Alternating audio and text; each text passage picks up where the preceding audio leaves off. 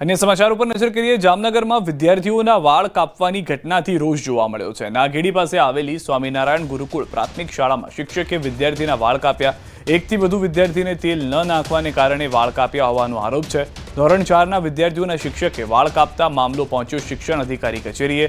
विद्यार्थी वाळ कापता वालीओमां रोष। वाळ कापनार शिक्षक सामे पगलां लेवा कराई मांग। विवाद वकरता शिक्षण अधिकारी कचेरीए तपासना आदेश आप्या। नवानगर हाईस्कूलना शिक्षके माफी मांगी। स्वामीनारायण गुरुकुलना किस्सामां तपास बाद पगलां लेवाशे तेवुं हालमां जानकारी मळी रही छे। एक नवानगर हाईस्कूल में विद्यार्थी शिस्त में न रहता होय एना वाळ कापवानी घटना बाबते वाली द्वारा फरियाद करवामां आवेल छे। अने एक प्राथमिक विभाग में स्वामीनारायण गुरुकुल नागेड़ी खाते विद्यार्थी शिस्त में न रहता होय एना वाळ कापी नाखवा बाबतनी फरियाद विद्यार्थीना वाली द्वारा करवामां आवेल छे। बंने किस्साओ समान प्रकारना छे, परंतु आवा प्रकारनी घटनाओ शाळामां न ज बनवी जोईए अने ए न बने ए माटे पण जरूरी पगलां लेवा माटे आजे तमाम शाळाओने सूचना आपवामां आवेल छे।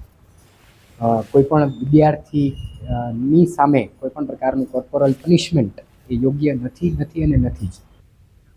વધુ માહિતી ન્યૂઝ 18 સંવાદદાતા કિંજલ પાસેથી મેળવીશું। કિંજલ, સમગ્ર ઘટના શું ઘટી હતી અને હાલમાં વધુ શું જાણકારી છે સમગ્ર ઘટના પર? સિદ્ધાર્થ, જે પ્રકારે વાત કરવામાં જામનગરની બે શાળામાં વિદ્યાર્થીઓના શિક્ષક દ્વારા વાળ કાપવાની ઘટના છે તે પ્રકાશમાં આવી છે। જે પ્રકારે સમગ્ર ઘટનાની વાત કરીએ તો નાગેડી પાસે આવેલા સ્વામિનારાયણ ગુરુકુળ અને જામનગર શહેરની વચ્ચે આવેલી સરકારી જે નવાનગર હાઈસ્કૂલ છે આ બંને સ્કૂલોની અંદર જે જી આપને કિંજલ રોકવા માંગીશ। હાલમાં જે રીતે વરસાદ થઈ રહ્યો છે હવામાન વિભાગ તરફથી શું કહેવામાં આવી રહ્યું છે સાંભળીએ। रीजन और सौराष्ट्र कच्छ दोनों रीजन में थंडरस्टॉर्म वार्निंग दिया गया 30 to 40 किलोमीटर विंड स्पीड प्रति घंटा के साथ। और हेवी रेनफॉल वार्निंग फिर गुजरात रीजन में 27, 28, 29 को दिया गया है। वो भी आपका दक्षिण गुजरात की जो ज़िला है उसी में होने का संभावना रहेगा। अभी जो थंडरस्टॉर्म फिशरमैन वार्निंग डे 5 के लिए दिया गया है। इसमें wind speed 40 to 50 kilometre, gusting to 60 kilometre प्रति घंटा स्क्वाली वेदर के साथ रहेगा। दक्षिण गुजरात की जो तटीय क्षेत्र है इसके लिए पूर्वानुमान दिया गया है।